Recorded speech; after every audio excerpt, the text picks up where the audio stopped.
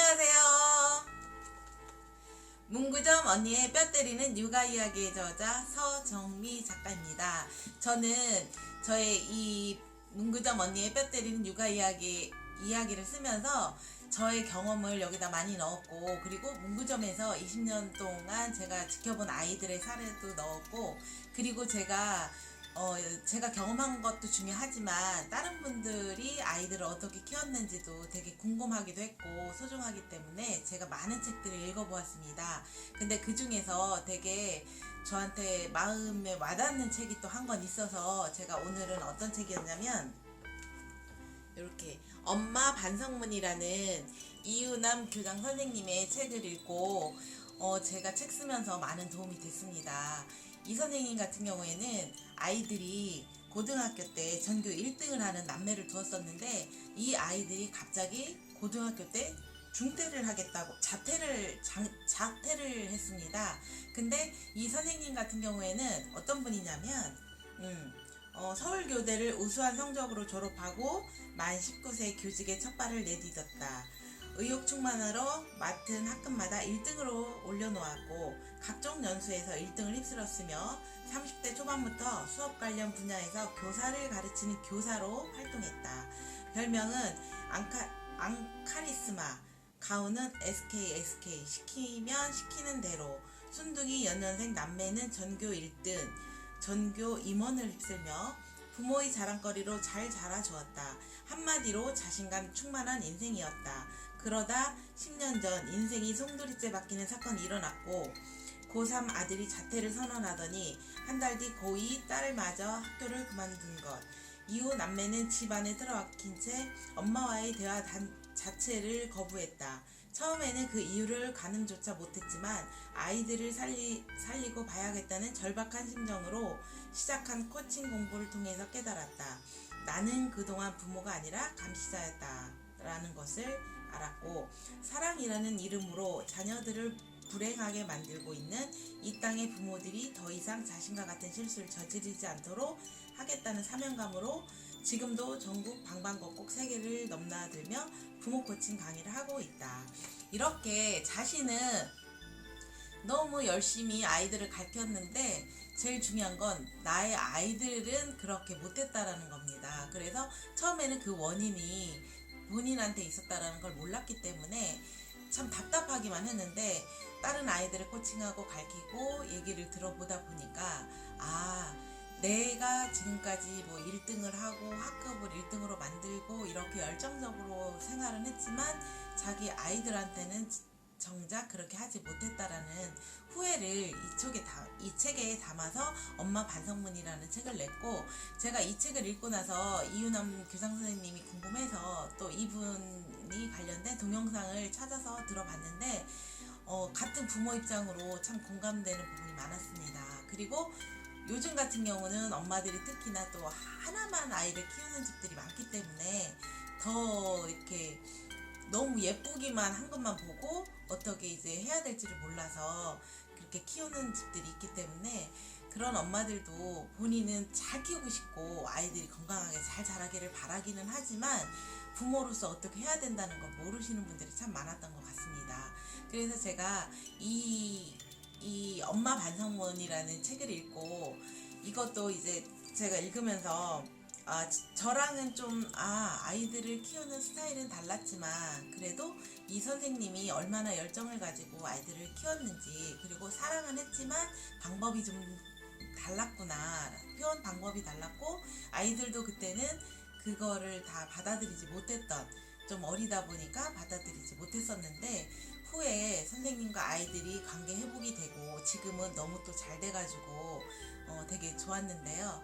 그래서 이 책도 다 제가 정리해서 말씀드리는 것보다는 오늘도 앞부분에 프롤로그를 읽어드릴 테니까 엄마들이 이 책의 프롤로그를 듣고 이 책은 나한테 좀 도움이 되겠다 라면은 사서 읽어보신다라면 도움이 많이 되지 않을까. 그리고 저도 같이 아이를 키우는 부모 입장에서 공감되는 부분이 많다고 했잖아요. 그래서 아마 도움이 될 거라고 저는 생각을 해서 오늘은 이 책을 소개해 드려볼까 합니다. 엄마 반성문 프롤로그. 저의 부끄러움을 고백합니다. 10년 전 그날이 지금도 손에 잡힐 듯 기억에 생생합니다. 랄라 향기가 사방에 그윽하던 싱그러운 봄날이었습니다. 고등학교 3학년이던 아들은 퇴근한 저를 붙잡고 이렇게 말했습니다. 엄마, 나 학교 그만둘래요. 전교 임원의 전교 1, 2등을 다투며 명문대학 입학을 꿈꾸던 저의 희망이고 대단한 자랑거리였던 아들의 청천벽력 같은 선언. 그날 이후 일어난 수많은 사건을 어찌 다 기록할 수 있을까요? 그 엄청난 일들을 뒤로하고 아들은 그해 8월 31일 결국 자퇴서에 도장을 찍고 말았습니다. 하늘이 무너지는 슬픔을 느끼며 이 땅에 내가 살아야 할 희망이 없어져 절망 속에 살고 있는데 며칠 후 강남의 명문 모 여고를 다니던 2학년 딸이 하는 말. 잘 나가는 오빠도 학교를 그만두었는데 덜 나가는 나는 왜 학교를 다녀야 하죠? 학교를 그만두겠다며 등교를 거부하는 딸에게 너라도 다녀야 한다며 공갈, 협박, 회유 등 온갖 별짓을 다 했습니다. 다 큰 딸 교복을 억지로 입혀 학교에 데려다 주기도 했습니다. 그러나 앞문으로 데려다 주면 뒷문으로 도망 나오기를 반복. 결국 9월 말 딸마저 자퇴를 하고 말았습니다. 그때 저는 학교에서 잘 나가는 선생님이었습니다. 각종 연수에서 1등을 휩쓸었고 열정과 의욕에 넘쳐 학급을 운영해 학부모님들의 인정을 받았습니다. 모 출판사에서 우리 아이를 위한 학교생활 성공전략 55라는 책을 펴내기도 했습니다. 그런데 제 아이들은 학교를 자퇴하다니 이런 아이러니가 또 있을까요?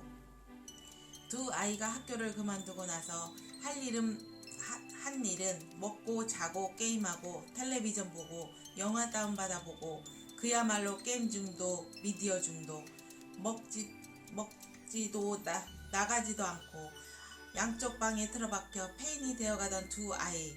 그렇게 흘러간 세월이 무려 1년 반. 두 아이 때문에 얼마나 울고 얼마나 힘들었는지. 눈만 뜨면 전쟁 아닌 전쟁이 시작됐으니 지옥이 따로 없었습니다. 바로 우리 집이 지옥이었습니다.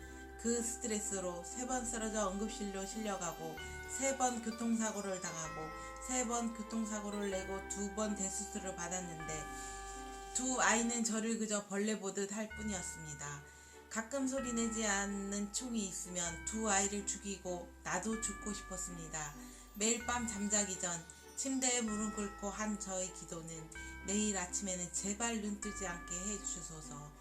밤이면 밤마다 저를 천국으로 데려가 주시길 간절히 기도했지만 여전히 저는 원하지 않는 아침을 맞이하곤 했습니다.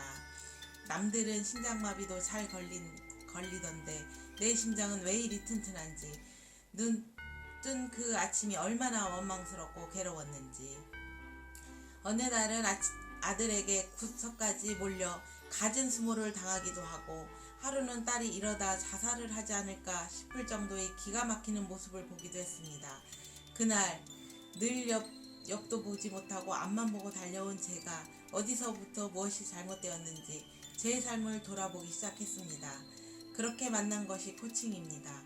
코칭을 만나고 무엇이 잘못되었는지, 제가 얼마나 무식하고 무지한 자격 없는 부모였는지 깨달았습니다. 아이 말 한마디에는 무수히 많은 의미가 담겨 있습니다. 석사, 박사, 학위가 있으면 뭐합니까? 자기 자식의 마음을 읽지 못하면, 아이가 말하는 의미가 뭔지 모르면 무식한 부모, 무자격 부모입니다. 저는 영어만 해석 못한 게 아니라 우리 아이들이 한 우리말 해석도 못하고 있었습니다. 이 책은 제가 우리 아이들에게 쓰는 반성문입니다. 저는 그동안 아이들이 잘못을 하면 반성문을 제출하라고 했습니다. 그런데 아이들만 반성문을 쓰라는 법은 없습니다. 어른들도 잘못했으면 반성문을 써야 합니다. 저는 가슴이 녹아내리는 심정으로 이 반성문을 씁니다. 엄마가 무지했다고, 너희들의 마음을 몰랐다고, 그래서 너희들의 마음을 아프게 했다고, 이제는 다시 그런 일을 하지 않겠다고. 또한 이 책은 저 같은 부모들에게 같이 반성문을 쓰자고 권하는 책이기도 합니다.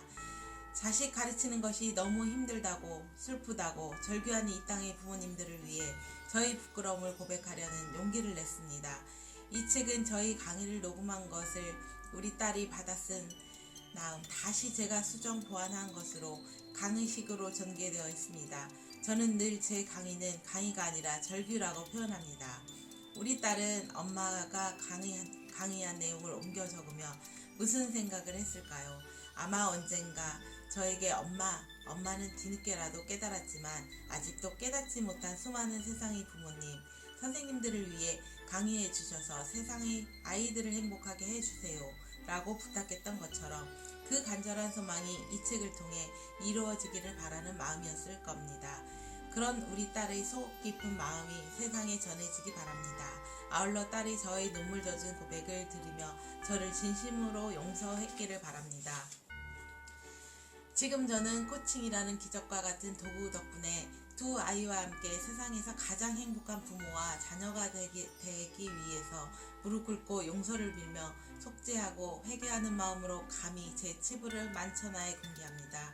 이 책을 만나는 모든 부모들이 저처럼 코칭이라는 좋은 도구를 통하여 삶을 바꾸고 존재를 깨우며 영혼을 살리기를 바라며 간절히 기도하는 마음으로 이 책을 세상에 내보냅니다. 저에게 처음 코칭이란 단어를 접하게 해주신 한영수 교수님, 김미령 기장선생님과 코칭의 세계로 이끌어주신 한국리더십센터 김경섭 박사님, 한국코칭센터 김영순 박사님, 그리고 코칭의 깊이를 알게 해주신 박창규, 교현수, 정경화, 석진호, 박영환, 남관호, 환현호, 오수명, 폴정 코치님, 코칭의 깊이를 느끼게 해준 한국코칭협회 김재우 회장님과 모든 회원 및 관계자분들, 감정 코칭을 통해 우리 아이들과 관계를 회복할 수 있도록 의미 있는 역할을 해주신 HD 행복연구소 최성애 조병 교수님께 진심으로 감사드립니다. 또한 2년이라는 긴 세월을 기다려주며 저희 부끄러운 이야기를 이 땅의 아이들을 살리기 위해 이렇게 귀한 책으로 엮어 세상으로 보내주신 댄스토리 출판사 관계자 모든 분들과 함께 처음 책 제안을 해주시고 이 책이 나올 수 있도록 끝까지 지원하며 격려해주신 박운미 상무님께 진심으로 감사드립니다.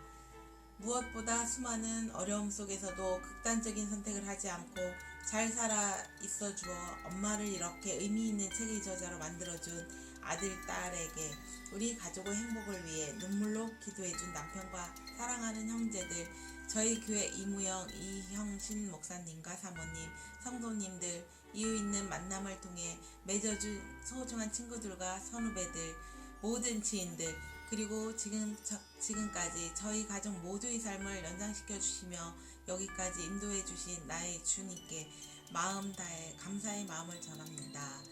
두 아이의 가슴 아픈 자퇴 10주년을 기념하며 무자격 부모에서 유자격 부모가 되기 위해 몸부림치는 우리 아이들의 영원한 엄마 이유남 올림. 이렇게 이 안에 이 책을 읽어보면 이유남 선생님들이 아이들하고 겪은 진짜 마음 아픈 사례들이 많이 들어있습니다. 그렇지만 이 책을 읽음으로 인해서 우리 아이들에게만큼은 엄마지만 아이들 마음을 이해할 수 있는 엄마가 되기를 바라는 마음에서 오늘은 제가 엄마 반상문의 이유남 작가님의 프롤로그를 읽어드렸습니다. 그리고 제가 나중에 시간이 된다라면 이 안에 사례들을 하나씩 또 읽어드릴까 합니다. 그러면 사는 게 좋을 때도 있고 기쁠 때도 있고 슬플 때도 있고 힘들 때도 있다라는 거는 누구나 다 해당되는 내용인 것 같습니다. 하지만 조금이라도 좀 더 아이들과 즐거운 시간을 보내면서 아이들을 키울 수 있고 많은 도움이 될 수 있는 책이라는 생각이 들어서 소개해드렸습니다. 오늘도 저희 동영상이 좋았다라면 구독과 좋아요, 댓글 남겨주시고 오늘은 이게 엄마 반성문이잖아요. 그러니까 엄마들도 분명히 반성할 부분이 있고 아이들도 부모님에게 미안해서 하지 못한 말들이 있을 거라고 생각합니다. 그래서 반성문도 좋고 아니면 전달하고 싶은 말이 있다라면 댓글에 남겨주시면 감사하겠습니다. 저는 저희 아이들한테 오늘도 사랑한다는 말을 전하고 싶습니다. 우리 현중이 현철이 잘 자라줘서 고맙고 사랑한다. 저는 문구점 언니의 뼈 때리는 육아 이야기의 저자 서정미 작가였습니다. 감사합니다.